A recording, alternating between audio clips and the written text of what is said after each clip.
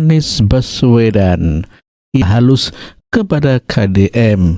Ya, Anies mengatakan anak itu adalah investasi dan aset bagi orang miskin. Demikian kata Anies Baswedan. Tentu saja mendapatkan perlawanan dari warga. Anies Baswedan, mantan gubernur Jakarta, kembali memicu kontroversi. Dalam unggahan di akun X-nya, ia menyebut orang miskin memiliki banyak anak karena insting kelangsungan hidup dan sebagai investasi sosial. Anak, katanya, adalah aset di dunia tanpa jaminan sosial. Benarkah ini empati atau justru pandangan yang merendahkan, ketinggalan zaman, dan tidak berdasar? Mari kita bongkar. Anies Baswedan mengklaim orang miskin melahirkan banyak anak untuk bertahan hidup. Tapi, tunggu dulu. Penelitian dari Compassion menunjukkan bahwa ukuran keluarga besar bukan hanya soal ekonomi, tapi juga dipengaruhi oleh tingginya angka kematian anak, norma budaya, dan akses terbatas ke kontrasepsi. Di Indonesia, angka kematian bayi mencapai 18,1 per 1000 kelahiran pada 2022, dan anak dari keluarga miskin 2 kali lebih berisiko meninggal, menurut UNICEF. Tapi apakah Anies menyebut solusi seperti pemerintah meningkatkan layanan kesehatan atau pendidikan? Tidak. Ia malah membingkai anak sebagai investasi sosial. Seolah keluarga miskin hanyalah mesin produksi demi keamanan ekonomi. Ini bukan empati, ini generalisasi yang merendahkan. Sungguh, sebagai orang yang peduli terhadap orang miskin, kami nggak bisa terima. Lebih jauh lagi, Anies Baswedan sama sekali tidak menyentuh isu akses kontrasepsi yang krusial dalam pengendalian ukuran keluarga. Data dari Survei Demografi dan Kesehatan Indonesia 2017 menunjukkan hanya 53,95% wanita menikah menggunakan kontrasepsi modern, dan banyak yang tidak punya akses sama sekali, terutama di daerah terpencil, seperti dilaporkan Privacy International. Apa solusi Anies? Tidak ada. Ia justru seolah membenarkan keluarga besar sebagai strategi bertahan hidup. Padahal ini bertentangan dengan program keluarga berencana. Anies juga mengabaikan norma budaya dan agama yang seringkali mendorong keluarga besar, seperti dilaporkan Compassion. Di banyak komunitas, memiliki banyak anak adalah kebanggaan, bukan sekadar investasi. Dengan mengesampingkan ini, Anies Baswedan menunjukkan pemahaman yang dangkal tentang realitas sosial. Di era modern, kita butuh pemimpin yang menawarkan solusi nyata.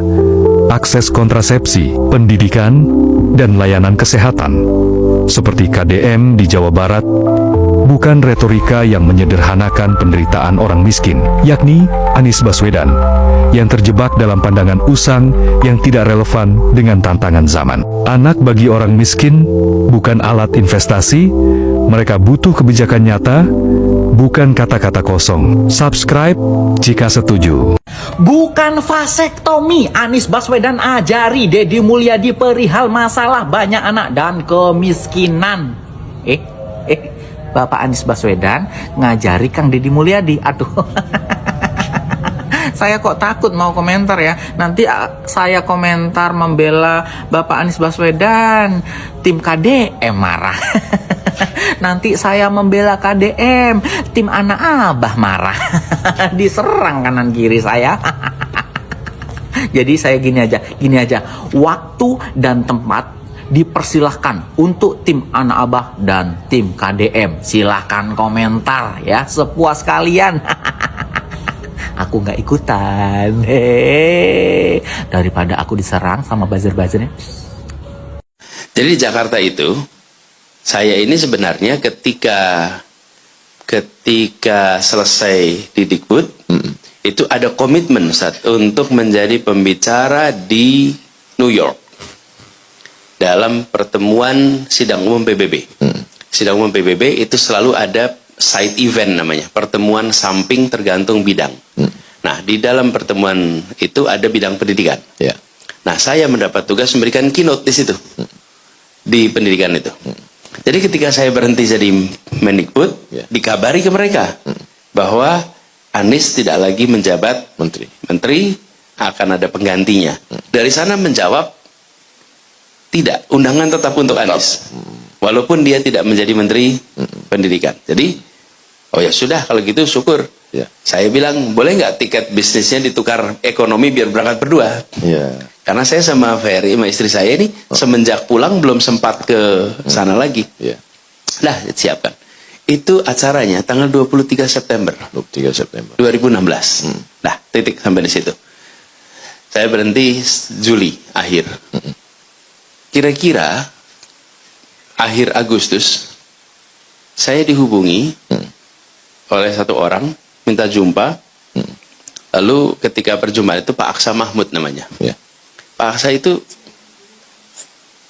ya Pak Aksa Mahmud ini mengontak Masjid Sunda Kelapa. Sudah Kelapa. Nah, beliau itu tidak punya nomor saya karena memang kita tidak ada Tidak ada kontak langsung. Lalu lewat seorang teman. Ya. Beliau bilang, Pak Anies, tadi malam kami itu malam-malam Jumat ada tahajud. Selesai tahajud menunggu subuh, Ya. kita ngobrol. Nah, pada saat ngobrol, mereka itu membahas ini kira-kira siapa ya yang bisa untuk lawannya Pak Ahok ya, Ya.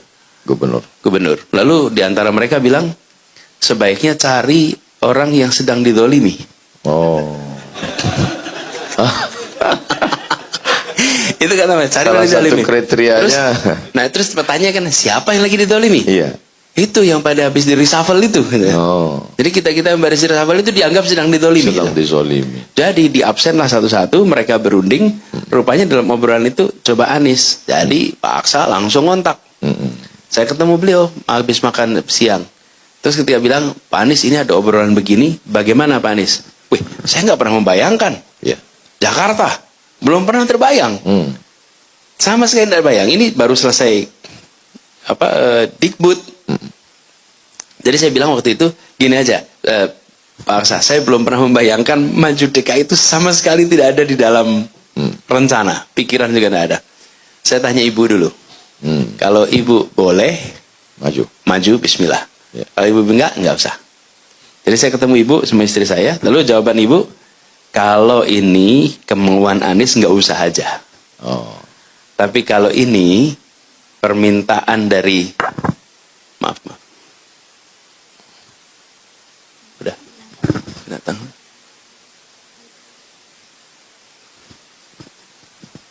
Kalau ini adalah permintaan dari umat, Bismillah.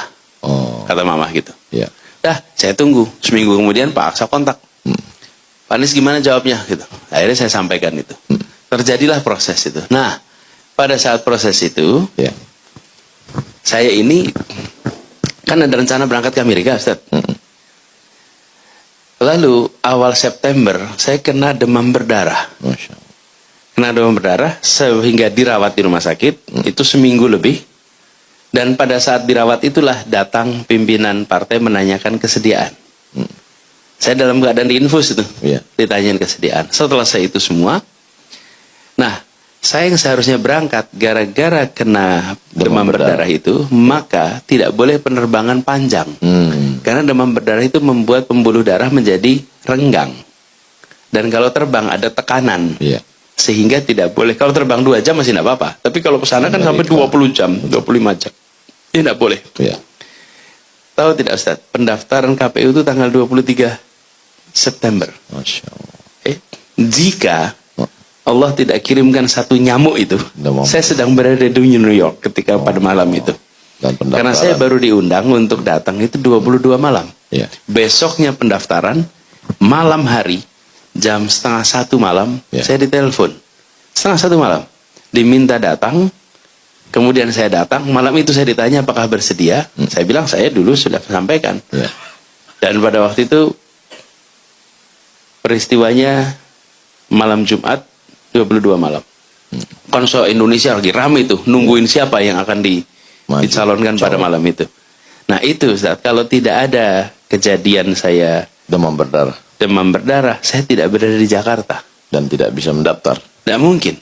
Ada Jadi- rencana Allah. Kalau dan mereka berapat itu saya tidak di situ. Iya. Iya. Karena saya bukan anggota. Iya. Dan sebenarnya waktu saya datang, Ustaz, waktu saya datang, itu di ruangan itu bisa dibilang 99% bukan yang bersama saya sebelumnya. Ya. Jadi di tempat itu lumayan agak tegang di awal itu. Lalu terjadilah yang kita tahu sekarang.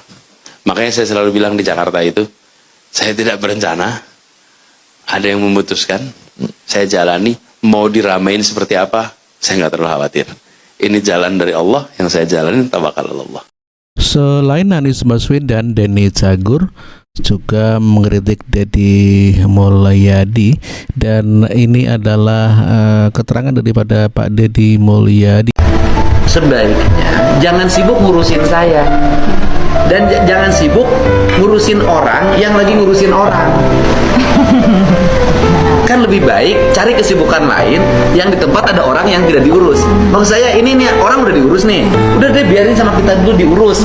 Jangan terus-terusan orang yang diurus dikomentarin, dikritik, terus kemudian terus-terusan dicari salahnya apa. Lebih baik kan nyari anak-anak yang tidak diurus, yang ribuan tuh banyak deh masih berkelahi di jalanan. Maksud saya gitu, udah deh ini mah urusan saya, belum lagi sih diurus. Kayak gini loh Bu, kan kita marah kadang-kadang, kita lagi ngurus ini, orang sibuk mengkritik, tapi mengkritik pada sesuatu yang lagi diurus, sedangkan di sebelah sana yang tidak terurus banyak. Saat jadi bupati di Purwakarta menebarkan kesesatan dengan berbagai macam perayaan, ada tidak? Ada tidak? Mau jadi gubernur,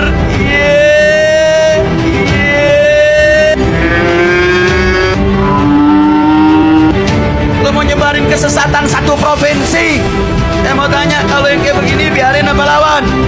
Biarkan atau lawan?